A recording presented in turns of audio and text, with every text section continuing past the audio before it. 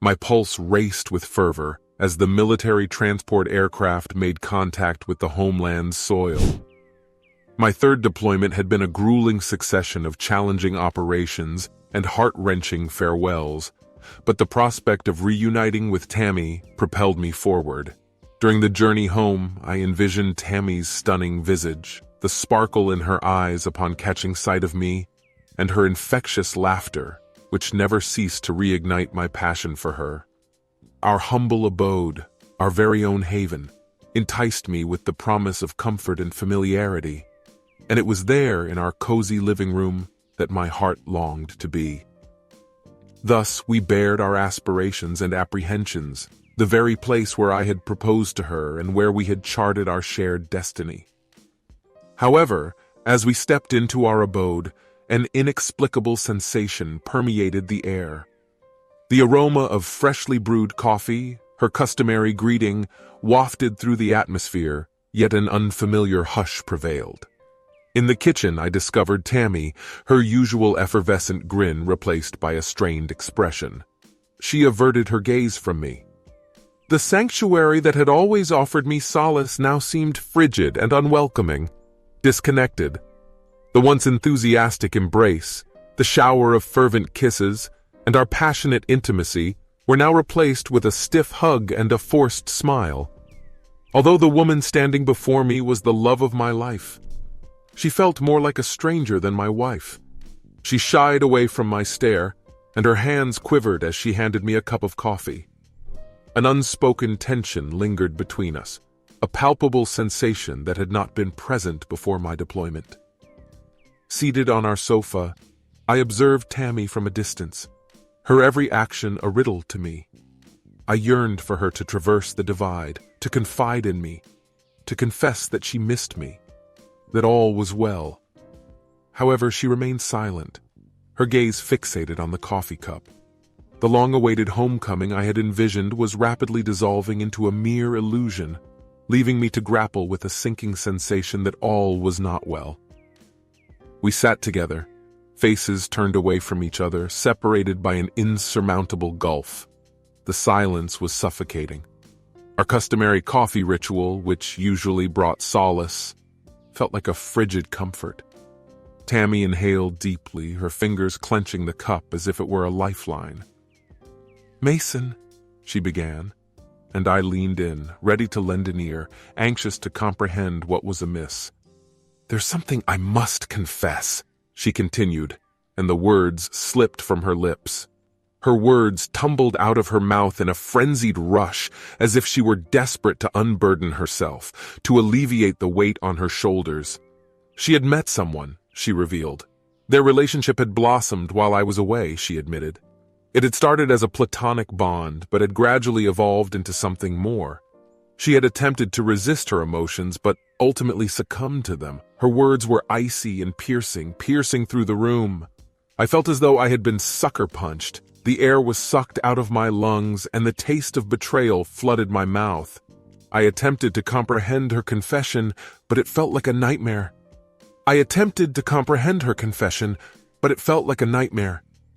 I anticipated her to declare that it was a vile, cruel joke. But she didn't. She gazed at me, her eyes brimming with regret, remorse, and perhaps a hint of liberation. However, there was no love, not anymore. My sanctuary shattered right in front of me. The woman I had pledged to spend my life with, the one I believed was my partner in every sense, had been leading a dual existence, the rooms empty without her. I couldn't understand why Tammy, my wife, had betrayed me. The joy I felt upon returning home had faded into a feeling of betrayal and disappointment.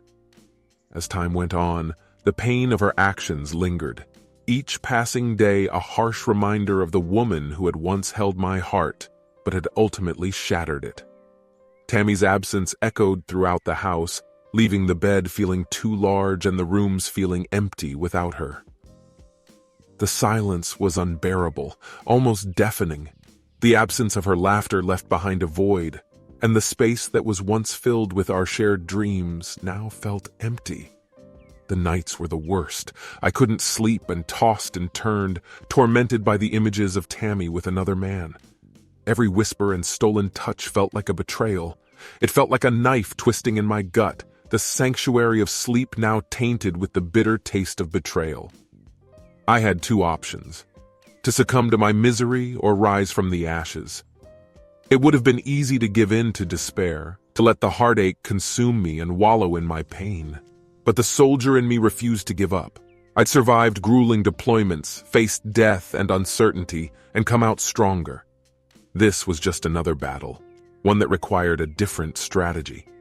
Revenge wasn't my nature. I'd always believed in forgiveness. I've always been a believer in second chances, but this time, it was different. The wound was too fresh, the betrayal too deep. The idea of Tammy moving on with her life as if nothing happened while I was left to deal with a shattered heart felt unjust. As a result, a plan started to form in my head, a plan for revenge. This wasn't about anger or hatred, it was about justice. It was about making sure that Tammy felt the gravity of her actions. I had made up my mind that her betrayal wouldn't break me. Instead, I would use it as an opportunity to reclaim my dignity and my life. I knew what I had to do, and it wasn't a path paved with violence or intimidation. My plan for revenge was to hit her where it would hurt the most, her image and reputation. Tammy was the town's golden girl, a shining example of charity, hard work, and kindness. Tammy had earned the adoration of the entire community with her deeds, whether genuine or not. My aim was to strip her of that admiration, to reveal the real Tammy behind the facade.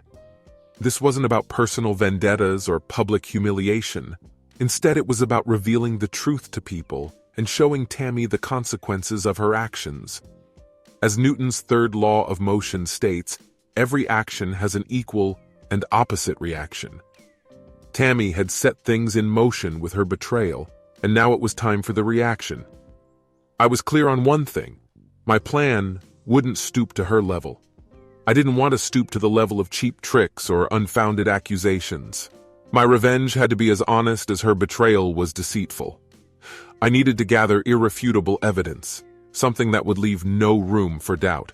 Only then would my plan be foolproof. It was a meticulous task that required patience and resolve. As a soldier, I was trained for missions like this, gathering intelligence and executing strategies with precision. This was a different battlefield, however. The enemy was different, but the objective was the same: victory. But this wasn't about winning for the sake of it. It was about reclaiming my lost self-esteem and restoring my faith in justice. It was time to turn my pain into power and my betrayal into my comeback. Tammy's payback was in motion, and I began the daunting task of gathering evidence. Betrayal had marred my relationship with Tammy, but it had not broken me. My bond with my friends was tarnished, but Dan, a brother in arms and a skilled tech whiz, agreed to help me. His trust and unflinching support gave me the strength to embark on this bitter journey. Together, we delved into the world of digital footprints, tracing Tammy's actions, collecting conversations, photos, anything that could solidify my claims. It felt like I was intruding on her personal space, but each piece of evidence served as a stark reminder of her betrayal. Every discovered message and unveiled lie was a slap in the face. My face reiterated the reality that I was trying so hard to accept. Alongside the digital breadcrumbs, we saw testimonials from people who had witnessed her infidelity firsthand. Their accounts filled in the gaps, building a narrative that was impossible to refute. The woman I loved was morphing into a stranger with each revelation. Tammy's reputation was stained with deception and falsehoods. It was difficult to accept the truth and see her in such a negative light. However, this realization only fueled my determination and fortified my resolve. Every piece of evidence that surfaced strengthened my plan and gave it shape. Each step brought me closer to revealing Tammy's deceit and seeking retribution. Despite the lingering pain, a sense of purpose and a desire for justice burned within me. The time had come to shift the balance and uncover the truth that lay hidden beneath the lies. This was my mission. My determination was unwavering, and my path was clear. The game had begun. As I armed myself with evidence, a strange mix of victory and pain washed over me. The woman I had loved so deeply was now reduced to a mere folder filled with evidence of her betrayal. Tammy's lies and deceit were laid bare before me. The pain was intense, but it was now coupled with an unyielding resolve and determination to see this through. My next move was to expose Tammy to the public, to reveal her true nature to the community she had so carefully charmed. James, a local journalist known for his eagerness to uncover sensational stories, appeared to be the ideal ally. I extended an invitation for a drink, promising him a tale that would rock the very core of our small community.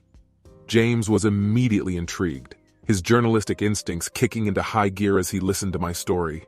His brow furrowed in deep concentration as he perused the evidence I had gathered. Without hesitation, he agreed to assist me in exposing Tammy's deceit, offering me a platform to share my story. We made a silent agreement over empty glasses with the promise of a headline-worthy article. The anticipation was palpable as the storm began to brew. Tammy's carefully crafted image was on the brink of collapse. Though my heart was heavy, my resolve remained unshaken.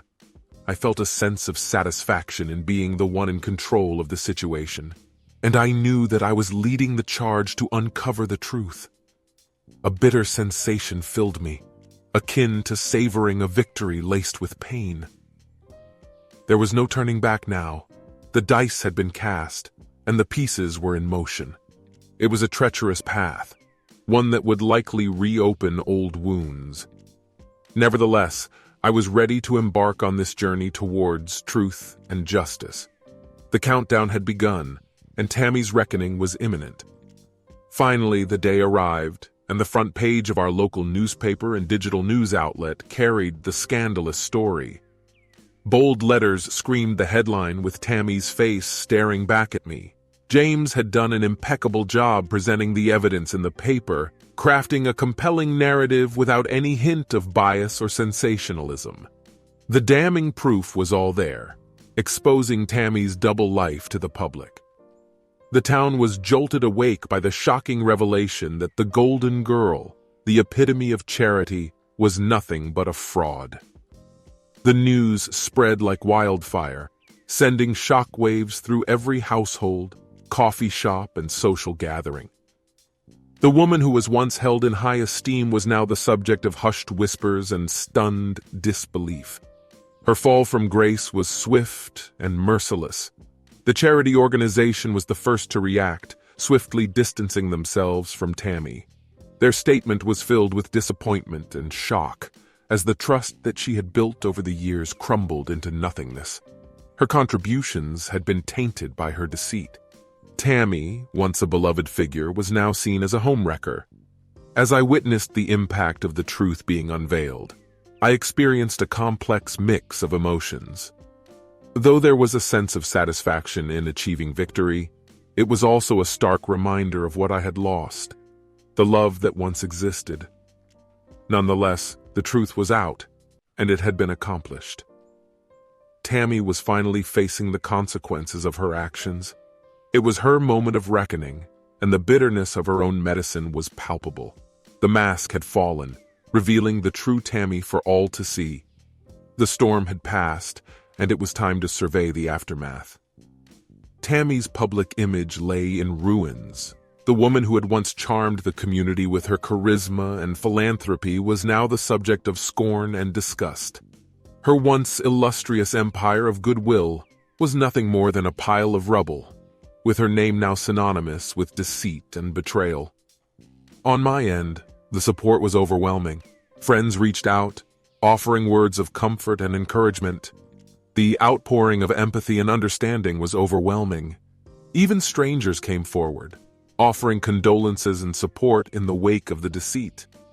There was a palpable sense of solidarity, with the community coming together in the face of adversity. Despite the circumstances, it was heartwarming to witness. Tammy, on the other hand, retreated from the public eye. I could only imagine her holed up in the house that we once shared, grappling with the fallout of her actions. it wasn't a pleasant thought. The weight of her betrayal must have been crushing, just as it had been for me. The tables had turned. I was now the one in charge of the story, wielding my anguish as a tool for honesty despite the lingering pain. However, I had stood my ground and regained my pride. Tammy's lies were exposed and her mask crumbled, achieving my desired retribution. I felt a sense of finality, concluding a chapter in my life. The tempest had passed, revealing a landscape of veracity and repercussions. It was time to recover and progress, with Tammy's deception laid bare in the wake of my retaliatory storm. Now was the moment for me to prioritize my own recovery. Although the wound still throbbed and the ache persisted, the gratification of watching justice being served provided some solace. My goal wasn't to revel in her defeat. Rather, it was about achieving a sense of closure, acknowledging that her deeds had not been overlooked. My companions were my steadfast allies during this period, offering the encouragement and fellowship that I required. Their presence provided me with comfort, empathy, and above all, the opportunity to mend. Dan, in particular, was an invaluable asset in my journey to recovery. Our bond as brothers in arms became the foundation upon which I could rebuild. I turned to exercise as a means of channeling my anguish and resentment into physical activity. The rush of endorphins and the feeling of accomplishment after a strenuous workout helped to clear my mind. Each bead of sweat felt like a release from the past, purging the venom of betrayal. Gradually, with the passage of time, the somber cloud of Tammy's deceit began to dissipate, while my heart began to heal. Although still tender, my wounds were slowly mending, and I was beginning to rediscover joy. From the ruins, I was emerging as a stronger and wiser version of myself. And though revenge had played its role as a necessary evil to expose the truth, it was now time for me to forge a life beyond Tammy, a life that was wholly my own. The path to recovery was lengthy, but each day brought me closer to inner peace. I have initiated divorce proceedings. While it is not yet final, my lawyer has informed me that it will take around a month or two before we appear in court and formally dissolve the marriage.